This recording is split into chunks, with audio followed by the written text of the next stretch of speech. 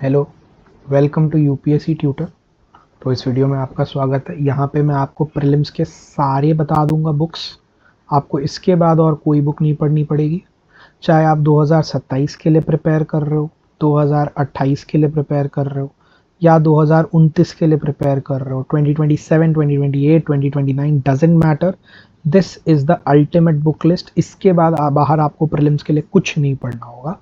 मैं सब कुछ का कलेक्शन दे लूँगा। ठीक है। तो ये माइकल पोर्टर सर का कोट है।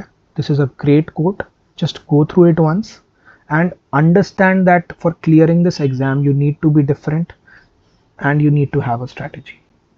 इसके बिना आप प्रीलिम्स क्लियर नहीं कर पाओगे। Writing the mains and becoming a civil servant is far beyond that, right. तो आइए देख लेते हैं एक बार बुक लिस्ट क्या होगी। अच्छा, तो पहले मैं एक्सप्लेन कर देता हूँ आपको बेसिक फंडा मेरा क्या चल रहा है। फर्स्ट हम लोग एक बेस मटेरियल पे जाएंगे। सेकंड होगा हम लोग एक सप्लीमेंट्री मटेरियल देखेंगे। और थर्ड होंगे हमारे PYQs. And this shall be true for all subjects. कोई भी सब्जेक्ट हो, सिस्टम यही रहेगा। बेस मटेरियल देखेंगे, सप्ली देखेंगे, और फिर पीवाईक्यूज देखेंगे। और ये भी देखेंगे कि कहाँ से कहाँ तक की पीवाईक्यू करनी है। ठीक है। तो चलिए देखते हैं अगले स्लाइड में पहला सब्जेक्ट कौन सा है हमारा। ओके, एमआईएच। एमआईएच पिछले कुछ सालों में वेटेज करीब 6 से 7 क्वेश्चंस, कभी कभी 8 क्वेश्चंस की भी रही है ऑन एन एवरेज। इससे ज़्यादा नहीं रहती है। ठीक है। बट इसका ये मतलब नहीं है कि ये एक इम्पॉर्टेंट सब्जेक्ट नहीं है। This is a very important subject. इसको अच्छे से करना है। इसमें हम लोग पहले अपना बेस मटेरियल देखते हैं। तो बेस मटेरियल है स्पेक्ट्रम। जानते ही होंगे आप लोग स्पेक्ट्रम का नाम। मोटी छोटी किताब है। ठीक है, मतलब थिकनेस बहुत मोटी होगी, लेकिन बहुत छोटी सी किताब है। हाइट में काफ़ी छोटी है। ठीक है, अच्छी खासी किताब है। काफ़ी अच्छी इंफॉर्मेशन सोर्स देती है ये हमको। ठीक है, तो इसलिए ये हमारा बेस बन जाता है। Base is spectrum. Spectrum publication की आती है brief history of modern India by Rajiv Heer. ठीक है, और वेरी इंपॉर्टेंट बुक। अच्छा, चलिए अब मैं आपको आपके सप्लीमेंट्री मटेरियल के बारे में बता देता हूँ।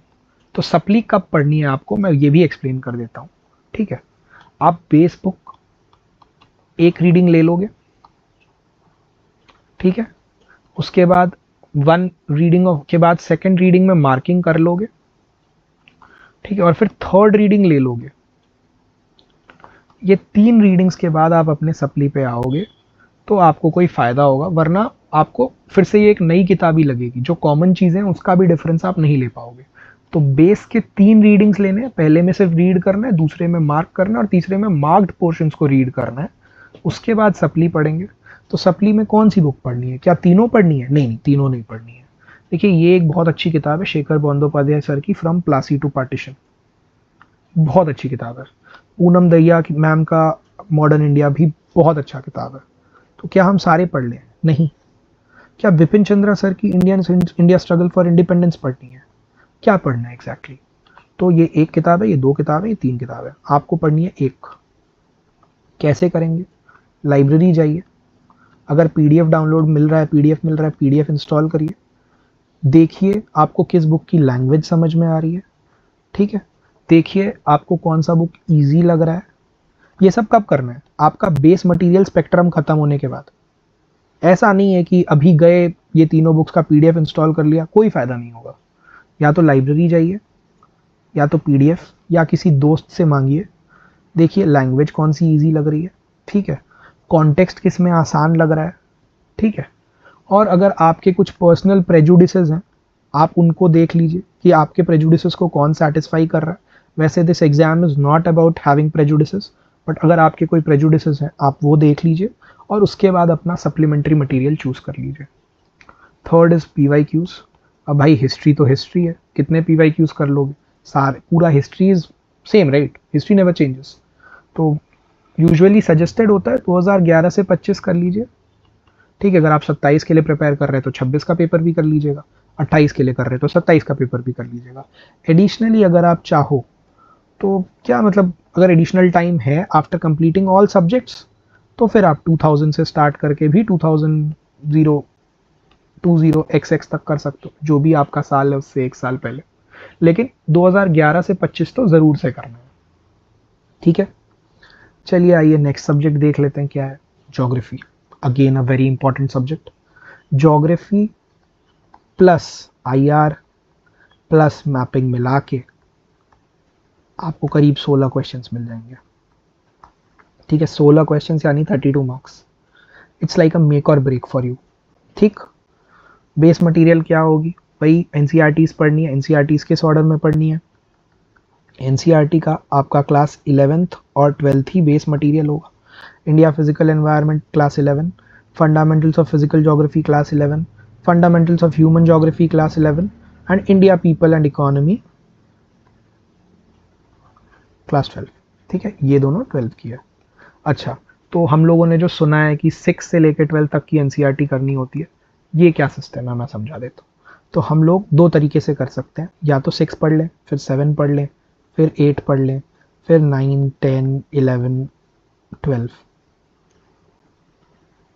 11 12, या तो ऐसे कवर कर लें। ठीक है, या हम लोग क्या कर सकते हैं, हम लोग 11 से स्टार्ट करेंगे और 12 से स्टार्ट करेंगे।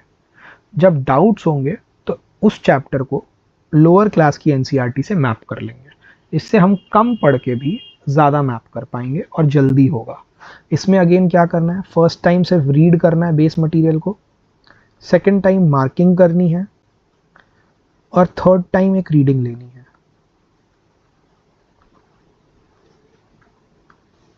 थर्ड आपकी एक और रीडिंग लेनी है। ठीक है, ये जब आपका हो जाएगा उसके बाद हम आएंगे सप्ली पे। तो सप्ली क्या है, या तो आप जीसी लियोंग सर की ये certificate physical and human geography ले लीजिए, बल्कि मैं सजेस्ट करूंगा इस केस में आप दोनों बुक भी पढ़ सकते हैं। दोनों बहुत अच्छी बुक्स हैं, कुछ चैप्टर्स अलग भी हैं।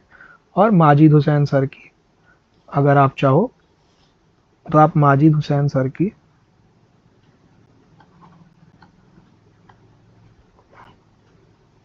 किताब भी पढ़ सकते हो। ठीक है, अब एटलस का क्या रोल होता है, पहली बात तो कौन सा एटलस लेना है, या तो आप ऑक्सफोर्ड का ले लो, या आप ओएल का ले लो, या आप कोई ऑक्सफोर्ड कोई एटलस ले लो। एटलस नहीं बदलती है, जस्ट मेक श्योर कि वो लेटेस्ट एडिशन हो। दिस इज़ वेरी इंपॉर्टेंट, बस मेक श्योर करिए कि वो लेटेस्ट एडिशन हो।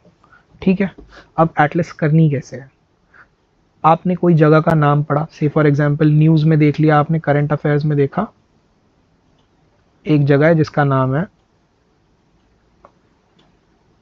ड्रेक पैसेज, सॉरी पता नहीं क्या हुआ एग्जैक्टली एक जगह है जिसका नाम है ड्रेक पैसेज। ठीक है, इसको आके एटलस में तुरंत मार्क कर लीजिए। एक जगह है जिसका नाम है Chagos आर्किपिलेजो,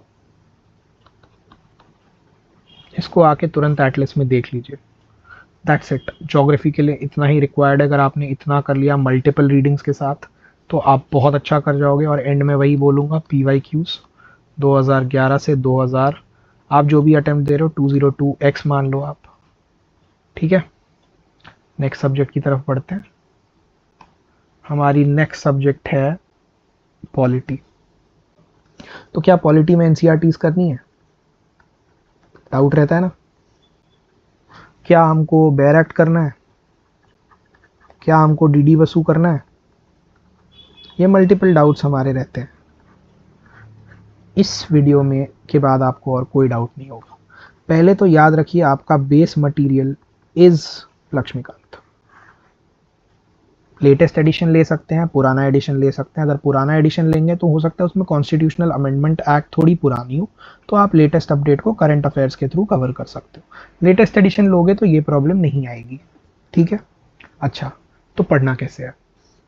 one is your base material which is your Laxmikant.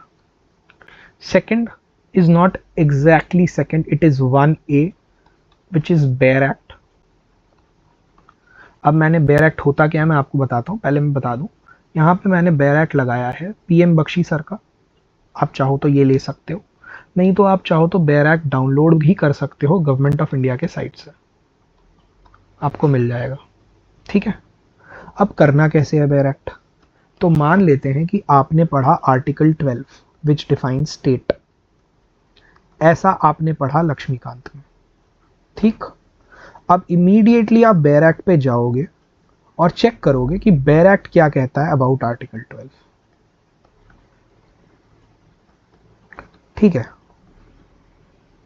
मान लेते हैं कि आपने पढ़ा article 32 about writs, so it's called constitutional remedies, but अभी के लिए मैं रिट्स बोल देता हूँ। आप जाओगे और चेक करोगे कि रिट्स क्या होता है, कॉन्स्टिट्यूशनल रेमेडीज क्या मेंशन्ड है आर्टिकल 32 में। ठीक है, अच्छा सर अभी डाउट आ रहा है, क्या करें? मान लीजिए आपको हीबस कॉर्पस क्या है नहीं समझ आ रहा लक्ष्मीकांत से। So habeas corpus is a writ which is issued by either supreme court और द हाई कोर्ट। आपको नहीं समझ आ रहा है ये क्या है, तो आप क्या करोगे? यार इसके लिए अब आपको कोई और बेस मटेरियल पढ़ने की ज़रूरत नहीं है। ठीक है, you have Google, you have YouTube, you have AI tools, just type it out in that, आपको क्लियर कट एक्सप्लेनेशन मिल जाएगा। ठीक है, इसीलिए मैं इसके लिए हमेशा ये बोलता हूँ, 1 is Lakshmikant, 1A is bare act, 1B is your web, and finally 2 is your PYQs again from 2011 to 2025 या 202x बोल लो आप। ठीक है, इसके बाद इसके बियॉन्ड आपको पॉलिटी में कुछ नहीं करना है, इसके बियॉन्ड आप कुछ कर भी नहीं सकते हो। मैं सच बता रहा हूं, Lakshmikant plus the bare act guarantees की प्रीलिम्स में जितना सवाल हो सकता है, which is possible, rather I would say possible to do, आप कंप्लीट कर लोगे सिर्फ इससे। Don't go for any other book, don't go for any other material, don't go for any other notes. Lakshmikant is the Bible, Bear Act is the supplement to this. Remember this.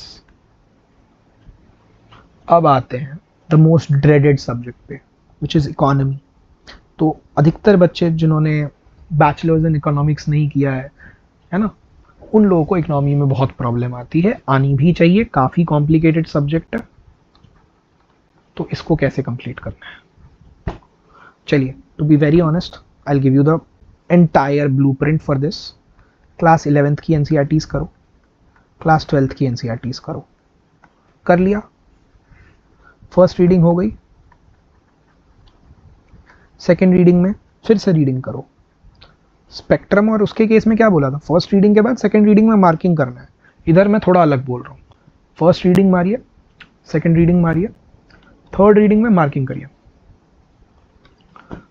Fourth reading में फिर से marking करिए, इन marking से छोटे markings करिए, fifth reading में आप supply पे आओगे।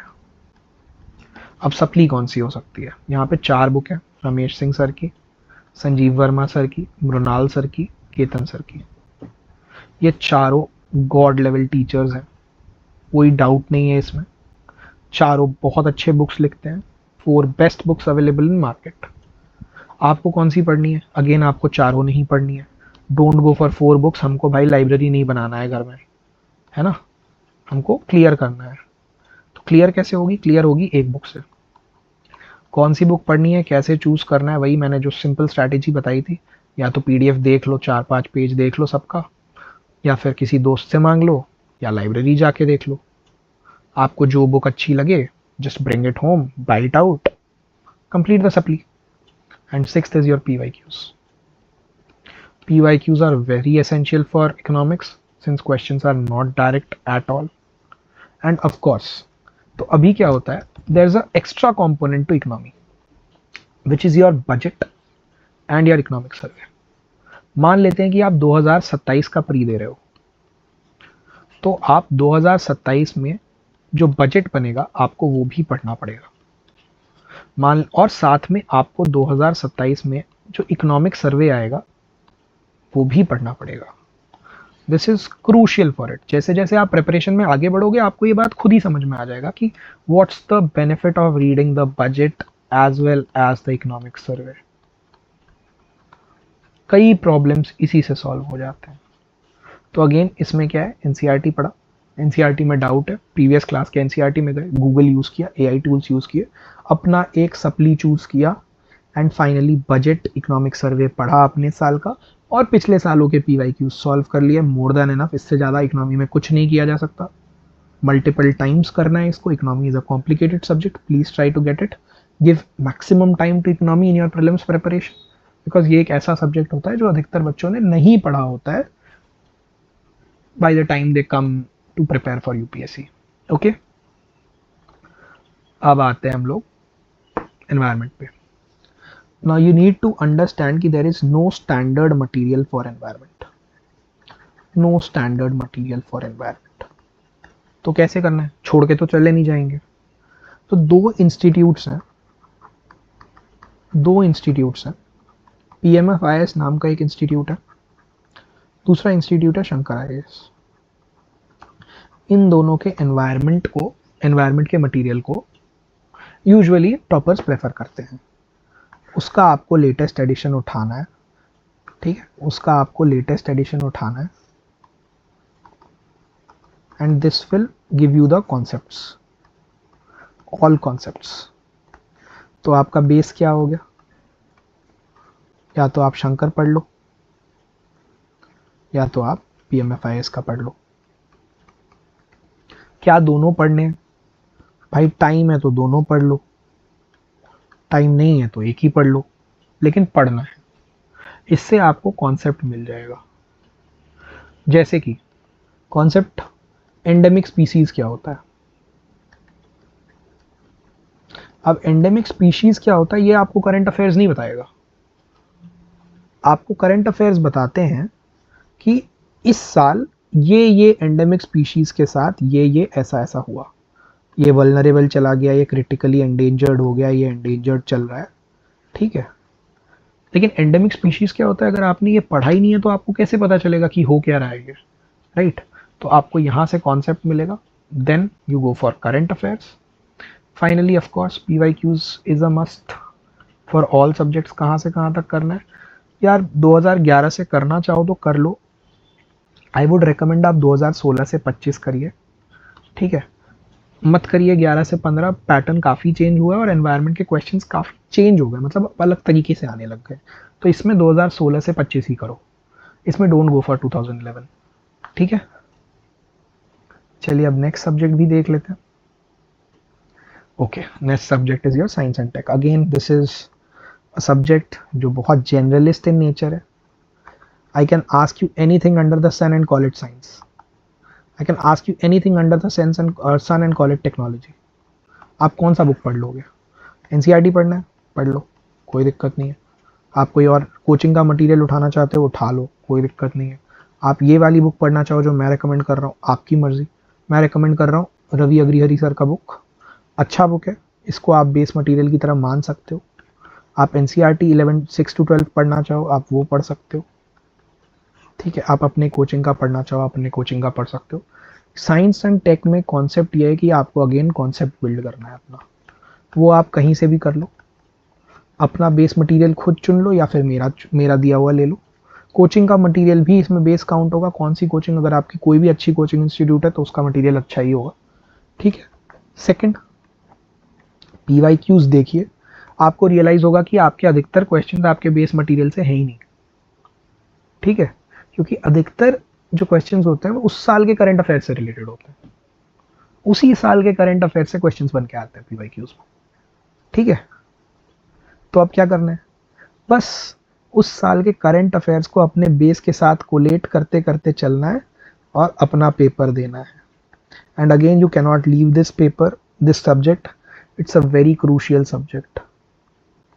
साइंस एंड टेक ही डिसाइड करता है कि आपका होगा, आप कट ऑफ के इस तरफ होगे या उस तरफ होगे. It's a very crucial subject, please don't leave it.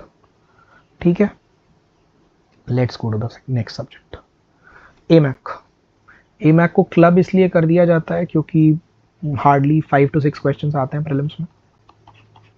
Again this is a deciding subject. कुछ लोग तो एकदम ही एग्जैक्टली मतलब AMAC छोड़ के चले जाते हैं, इस वजह से वो लोग कट ऑफ के इस तरफ रह जाते हैं.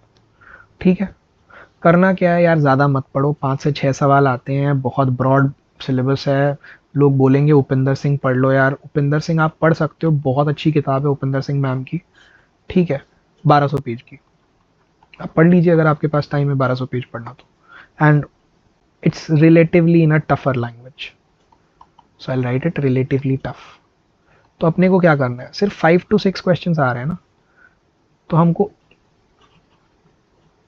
इनपुट आउटपुट रेशियो देखना है, और इनपुट आउटपुट रेशियो देखने के बाद what we best realise is कि this is the maximum we can do. Medieval history by Satish Chandra sir, ancient India, old NCERT, and Nitin Singhania sir का इंडियन आर्ट एंड कल्चर।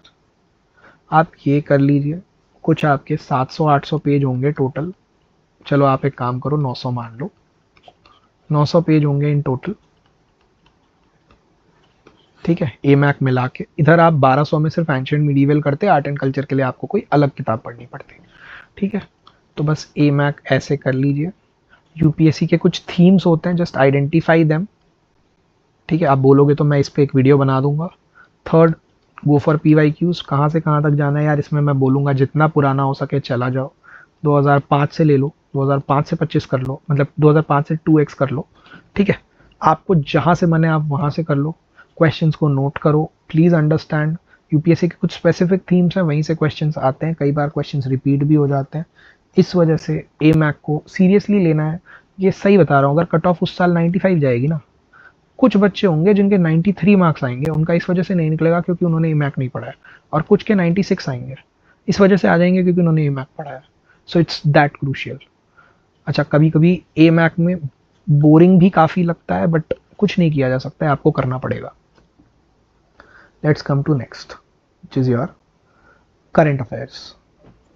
अच्छा, सब लोग पूछते हैं करंट अफेयर्स कैसे करना है। हिंदी मीडियम वालों को तो अधिकतर डाउट होता है करंट अफेयर्स कैसे करना है। Don't worry, just listen to me properly. क्या करना चाहिए हमको? क्या हम हिंदू पढ़ लें? क्या हम इंडियन एक्सप्रेस पढ़ लें? क्या हम कोई और न्यूज़पेपर पढ़ लें? क्या हम PT 365 पढ़ लें जो ईयरली मैगजीन आती है? क्या हम मंथली मैगजीन पढ़ लें? क्या पढ़ें एग्जैक्टली? तो यार देखो, आई ऑनेस्टली टेल यू, अगर आप न्यूज़पेपर पढ़ोगे और उसके फिर नोट्स बनाओगे तो पहले 3 महीने तक तो आपको पता ही नहीं होगा, और आप 4 घंटे खर्च कर रहे होगे सिर्फ इस पे। Don't do this, please don't do this. What I'd suggest is pick a newspaper, either the Hindu or the Indian Express। अच्छा, हिंदी मीडियम वालों के लिए मैं एंड में इसके बाद बताता हूँ क्या करना है। पहले I just specify it for English medium people. Hindu उठा लो, इंडियन एक्सप्रेस उठा लो, ठीक है, कोई भी एक उठा लो। डोंट चूज कौन सा अच्छा है कौन सा खराब है, कुछ फर्क नहीं पड़ता। Read it within 30 minutes. How do you do that? Read the headline, ठीक है, आपको लग रहा है हेडलाइन रेलेवेंट है, go for some articles. If you are able to understand fine, if you are not just skip that article, ठीक है। सारे पढ़ लीजिए अंडर 30 to 45 मिनट्स, ठीक है। अब मंथली करंट अफेयर्स निकालती है विजन, कोई और इंस्टीट्यूट निकालती है, आप उस इंस्टीट्यूट का पसंद करते हो, आप उस इंस्टीट्यूट के स्टूडेंट हो, आप वो पढ़ लेना मंथली मैगजीन। कुछ लोग वीकली भी पढ़ते हैं, वो पढ़ सकते हो आप, ठीक है। Just keep reading them, keep going through them, but remember one thing, याद अपने को PT 365 ही करना है, ठीक है। इन दी एंड PT 365 का 1 जनवरी में एडिशन आता है, और एक अपडेटेड पार्ट आता है अप्रैल में। PT 365 अपडेटेड बोलते हैं उसको। आपको इन दी एंड यही करना है, दैट्स इट, ठीक है। अच्छा, अब हिंदी मीडियम के स्टूडेंट हो तो क्या करें? देखिए, आप लोगों की प्रॉब्लम ये है कि आप लोगों के जो न्यूज़पेपर्स होते हैं जो हिंदी में होते हैं वो उतने रेलेवेंट नहीं होते टूवर्ड्स द एग्जामिनेशन, ये आप भी जानते हो, ठीक है। तो आपको क्या करना है, आप तो सीधे जाइए, मुझे हिंदी मीडियम के उतने मटेरियल्स नहीं पता है, बट जो भी इंस्टीट्यूट, आई थिंक दृष्टि निकालती है करंट अफेयर्स, दृष्टि का आप देख लीजिए, वो लोग शायद मंथली भी निकालते हैं और ईयरली भी निकालते हैं, ठीक है। आप उसी से पढ़िए, प्लीज़ न्यूज़पेपर में अपना टाइम वेस्ट मत करिए, ठीक है। कोई फ़ायदा नहीं है न्यूज़पेपर में टाइम वेस्ट करने के लिए। इंग्लिश मीडियम वालों को मैं इसलिए बोल रहा हूँ क्योंकि ये न्यूज़पेपर्स रेलेवेंट है।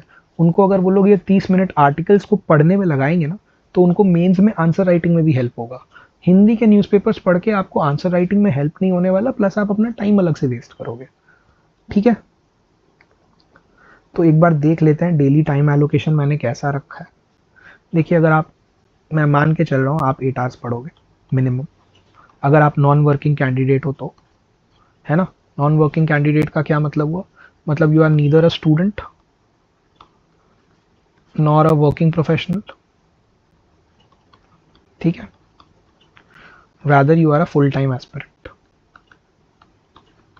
तो मैं मान के चल रहा हूँ कि आप मिनिमम 8 आवर्स तो दोगे, you have to take it seriously. देखिए आपके पास कोई जॉब नहीं है, आप स्टूडेंट नहीं हो, आपको अटेम्प्ट निकालना ही निकालना है, ठीक है। तो 8 आवर्स आपको कैसे एलोकेट करना है, मेक श्योर कि 3 hours you are giving to your optional. आपका ऑप्शनल क्या है आप मुझे कमेंट्स में ज़रूर बताइएगा, ठीक है। 3 hours you need to give to GS, ठीक है। प्रायोरिटी ऑर्डर क्या होगा, priority order will always be this, geography, geography complete करने के बाद पॉलिटी, पॉलिटी कंप्लीट करने के बाद आपकी चॉइस, आप एमआईएच करना चाहो एमआईएच करो, इकोनॉमिक्स करना चाहो इकोनॉमिक्स करो, ठीक। एनवायरनमेंट, एनवायरनमेंट के बाद आप कर सकते हो science and tech, mapping, last में ए मैक, ठीक है। Every day you need to revise for a minimum of 1 hour. देखिए सिलेबस बहुत बड़ा है, अगर आप रिवीजन नहीं करोगे आप चीज़ों को भूल जाओगे। तो you need to revise for a minimum 1 hour and current affairs for 1 hour. तो how would you divide this, अगर आप इंग्लिश मीडियम एस्पिरेंट हो 30 minutes to newspaper, 30 minutes to magazine, this is for English medium. अगर आप Hindi medium के aspirant हो, full 1 hour you dedicate to magazine. Please try to understand, Hindi medium में आपको, अगर आप कोई हिंदी न्यूज़पेपर पढ़ रहे हो आपको खास फ़ायदा नहीं होगा, ठीक है। बाकी आपकी चॉइस है। Revision velocity curve, again this is very important. जैसे जैसे टाइम बीतता जाएगा, मैंने जो बोला 1 घंटा आपको पढ़ना है, रिवीजन करना है, जैसे जैसे टाइम बीतता जाएगा इनटू द प्रेप आपको अपना रिवीजन का वेलोसिटी बढ़ाना है, और साथ में ही आपको अपना कोर सब्जेक्ट्स का वेलोसिटी कम करते जाना है। करीब करीब आप पकड़ो जब जनवरी या फरवरी आ जाएगा, ठीक है, आपको कोई नया कंटेंट ऐड नहीं करना है, you only have to go for revision, all out for revision, maybe like you will be revising for at least 6 hours per day। कब से, अगर आप बहुत देर करते भी हो तो मार्च से, revise 6 hours per day for a minimum। Start करते वक्त मान लेते हैं अगर आप जून में ये वीडियो देख रहे हो, जुलाई में देख रहे हो या मई में देख रहे हो, तो या 1 hour of revision is sufficient. कैसे रिवाइज करना है, आज मैंने डे 1 कुछ पढ़ा, मान लेते हैं आज डे 1 मैंने क्या बोला, पहला सब्जेक्ट क्या पढ़ोगे, ज्योग्राफी पढ़ोगे। ज्योग्राफी में आप यूजुअली फिजिकल ज्योग्राफी से ही स्टार्ट करते हैं। फिजिकल ज्योग्राफी में पहला चैप्टर कौन सा होता है, आपका यूनिवर्स होता है। यूनिवर्स पढ़ा, सन मून बहुत कुछ पढ़ा मैंने, ठीक है।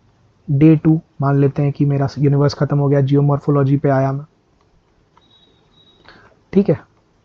तो डे 1 में कुछ रिवाइज नहीं करना है क्योंकि आपके पास कोई कंटेंट ही नहीं रिवाइज करने के लिए। डे 2 का लास्ट आवर ऑफ डे 2 का जो आखिरी घंटा जिसमें आप पढ़ने वाले हो, उसमें आप यूनिवर्स रिवाइज करोगे। Got it? And this is how you proceed. By the end you need to pick at least 2 subjects या 3 subjects per day for revision। ये कब की बात कर रहा हूँ, ये बात कर रहा हूँ मार्च आने के बाद। उसके पहले आप ऐसे 1-1 घंटा करके रिवाइज करो, धीरे धीरे करके टाइम बढ़ाते जाओ। This is your velocity curve. Again यहाँ पे मैं आपको कुछ सीरीज बता रहा हूँ, अगर आप बोर हो रहे हो just go through some of these. ये अच्छी सीरीज इस वजह से क्योंकि आप इसमें से कुछ, अगर आपको कुछ नॉलेज मिल जाए तो maybe you can quote it in your answers if you qualify for mains, ठीक है। एडिशनली ये देखने में भी काफ़ी अच्छी सीरीज़ हैं, आपको नॉलेज ही बढ़ता है। जैसे if you go for game of thrones, आपको लॉर्ड्स का कॉन्सेप्ट ही समझ में आ जाएगा। कॉन्सेप्ट ऑफ लॉर्ड्स कहाँ पे इंपॉर्टेंट होंगे, लॉर्ड्स आपके मिडीवियल में इंपॉर्टेंट होंगे। Although these lords will not be the lords covered in medieval history, but आपको समझ में आ जाएगा कि लॉर्ड्स होते क्या है। अगर आपने लॉर्ड्स का कॉन्सेप्ट समझ लिया तो आपको ये भी समझ में आ जाएगा कि क्यों इंडिया में कई सारे गवर्नर्स अपने किंग के अगेंस्ट रिवोल्ट कर देते हैं। फॉर एग्जाम्पल मुर्शीद कुली खान ने क्यों जो है मुगल एम्पायर से अपने आप को तोड़ा, ठीक है। आपको पेशवाज के बारे में भी थोड़ा बहुत आइडिया लग जाएगा, ठीक है। ये सब पढ़ाया नहीं जाएगा बट आप लॉर्ड्स और किंग के बीच का एग्जैक्ट डिफरेंस समझ जाओगे। Similarly Schindler's list is about the Holocaust, ठीक है, ये तो ऐसे ही देखना चाहिए, you should be aware of it, it was a global event, it was a saddening event of course. 2 motivational movies भी दे दी हैं, बारहवीं फेल और एस्पिरेंट्स। अगेन आप देख सकते हो प्रेपरेशन के लिए एक्चुअली कितना हार्ड वर्क लगता है। आप अपना दोस्त छोड़ देते हो, अपने घर वालों को छोड़ देते हो, सिर्फ पढ़ते रहते हो, इससे आपको थोड़ी मोटिवेशन मिल जाएगी। Narvik is a movie on world war, Narvik is a movie on world war, देखनी चाहिए आपको। वर्ल्ड वॉर से रिलेटेड आप और मूवीज़ देख सकते हो और देख लो। My best friend Anne Frank is by Hannah Goslar. ठीक है, ठीक है। तो अगर आपने कभी सुना होगा डायरी ऑफ एने फ्रैंक, तो आपको पता होगा ये भी हॉलोकॉस्ट के ऊपर ही है। कि अगर आप चाहो तो ये बुक पढ़ सकते हो, अगर आप चाहो तो ये मूवी देख सकते हो। ये हैना गोजलार ने अपनी स्टोरी सुनाई है कि किस तरह से हॉलोकॉस्ट में उसको प्रॉब्लम्स हुए थे। Peaky Blinders is a good watch, for English, for understanding some parts. उसका कोई खास रेलेवेंस नहीं होगा। Suits again is a good watch, ठीक है। Roman Empire is a good watch, इसका भी कुछ खास नहीं होगा। Barbarians is a good watch. You can go for other series like this, please understand. ठीक है, इंपॉर्टेंट है पढ़ना, लेकिन थोड़ा बहुत एंटरटेनमेंट भी इंपॉर्टेंट है, which you can get from series which are related to your preparation, related to global affairs, rather than watching some random sitcom, right? Finally, I open it in the comment section. आप अपने question answers पूछो, ठीक है, I'd be glad to answer them. ठीक है, thanks, चलता हूँ। Mains की वीडियो कब आएगी, मेंस की बुक लिस्ट की? अगर इस पे आप 50 से 100 लाइक्स के बीच में लेकर आते हो तो मेंस की वीडियो तुरंत आ जाएगी। ठीक है, थैंक यू।